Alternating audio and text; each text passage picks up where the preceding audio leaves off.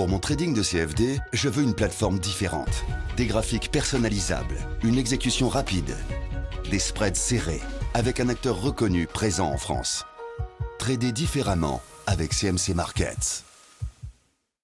Salut, c'est Trado, content de vous retrouver pour cette mise à jour de l'indice parisien. On va commencer avec le pari du jour. Le pari pour mardi était le pari assez risqué de réintégration des Bollinger. Alors voilà la Bollinger supérieure, voilà la Bollinger inférieure, et j'avais dit hier que malgré le T3, j'envisageais que l'on réintègre les Bollinger parce qu'on avait des divergences haussières. Souvenez-vous sur les indicateurs, que ce soit sur le stochastique, ou le MACD, ou encore le momentum, on n'avait pas fait de plus bas, alors que sur les cours, on avait fait des plus bas sur le même laps de temps. Ça peut une divergence haussière, et ça montre une fragilisation de la tendance en cours. Ça, plus le harami haussier de type pigeon dans son nid, j'avais dit, bon, il y a des chances pour qu'on réintègre les Bollinger, c'est chose faite. Je vais maintenant enlever les Bollinger parce qu'on va y gagner en clarté pour le reste de l'analyse.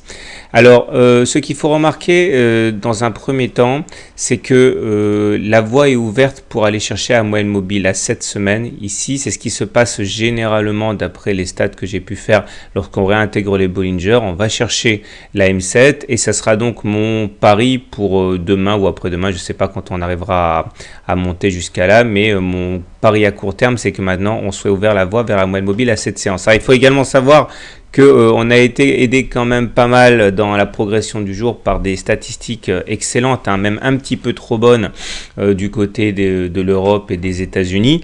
Je dis un petit peu trop bonnes parce que beaucoup se sont retrouvés un petit peu les bras ballants devant la qualité des statistiques, et du coup ils se demandaient comment la Banque centrale américaine allait réagir par rapport à d'excellents chiffres comme ça. Mais en tout cas, ça nous a plutôt desservi, mais en tout cas ça explique pourquoi on a pu monter aujourd'hui relativement facilement, au moins dans un premier temps.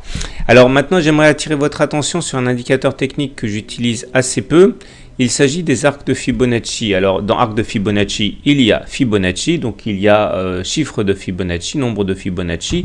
En gros, l'idée c'est que vous avez un outil qui va être utilisé pour déterminer des supports et des résistances, non pas sur la base d'étages, comme les ratios traditionnels et Fibonacci, mais avec des arcs. Ça se trace tout seul. Vous avez le 23,6%, 38,2, 50, 61,8, etc. Et il suffit effectivement de trouver le plus bas et le plus haut d'une jambe de baisse ou de hausse, et vous allez pouvoir trouver comme ça des endroits qui vont servir à la fois d'objectif et de support. Prenons cet exemple ici sur Essilor. Voici une jambe de hausse. Vous prenez le plus bas de la jambe de hausse, le plus haut de la jambe de hausse. Les arcs vont se tracer tout seuls sur les nombres de Fibonacci. Et vous voyez que chacun de ces arcs de Fibonacci constitue à la fois un objectif et un support. Et une fois qu'il est cassé, on a tendance à aller chercher le niveau suivant. Si j'en parle, c'est parce que regardez, on va le faire ensemble. Là, vous prenez l'indicateur Fibonacci. Je vous rappelle que si vous voulez avoir la même plateforme que moi, vous allez dans la foire aux questions et point 6. Gratuitement, vous pouvez ouvrir un compte avec le même provider, même fournisseur. Donc, vous prenez les Fibos, vous prenez arc de Fibonacci et vous prenez le point le plus haut et le point le plus bas, et ça vous donne effectivement, dans un premier temps, on voit que le premier niveau a fait rempart ici, les 23,6, et donc on peut tout à fait envisager maintenant d'aller chercher le niveau suivant, et ce qui tombe bien justement, c'est que ça tombe sur le niveau de la moyenne mobile à 7 séances. C'est pour ça que je pense que normalement on devrait aller chercher le niveau d'arc de Fibonacci des 38,2 correspondant également, je viens de le dire, à la moyenne mobile à 7 séances.